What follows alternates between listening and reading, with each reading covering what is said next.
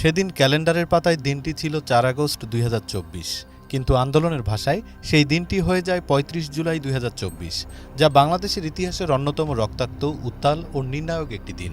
অসহযোগ আন্দোলনের প্রথম দিনেই দেশজুড়ে চলা ভয়াবহ সংঘাতে পুলিশ সদস্যসহ প্রায় ৯১ জন মানুষ প্রাণ হারান। পরিস্থিতি চরম আকার ধারণ করায় সরকার আবারও সারা দেশে ইন্টারনেট সম্পূর্ণ বন্ধ করে দেয়। আন্দোলনরত শিক্ষার্থীদের সন্ত্রাসী আখ্যা দিয়ে তৎকালীন প্রধানমন্ত্রী শেখ হাসিনা বলেন, যারা নাশকতা করছে তারা আর ছাত্র নয়। এরই মাঝে সরকার সন্ধ্যা ৬টা থেকে দেশব্যাপী অনির্দিষ্টকালের জন্য কঠোর কারফিউ জারি করে, কিন্তু ক্ষুব্ধ ছাত্র জনতা একটুও তাতে দমে যায়নি। সরকারকে চূড়ান্ত পতনের মুখে ঠেলে দিতে দেশের বিভিন্ন প্রান্ত থেকে ঢাকায় পদযাত্রা করার পরিকল্পনা নেয় শিক্ষার্থীরা। পরিস্থিতি দ্রুত বদলাতে থাকায় বৈষম্যবিরোধী ছাত্র আন্দোলনের সমন্বয়ক আসিফ মাহমুদ এক জরুরি বিবৃতিতে জানান, ৬ আগস্টের নির্ধারিত কর্মসূচি একদিন এগিয়ে এনে মার্চ টু ঢাকা ৫ আগস্ট পালন করা হবে।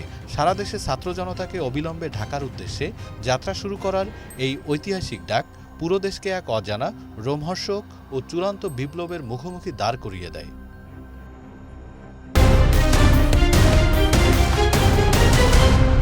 বাংলাদেশ সময়, সবার আগে দেশ।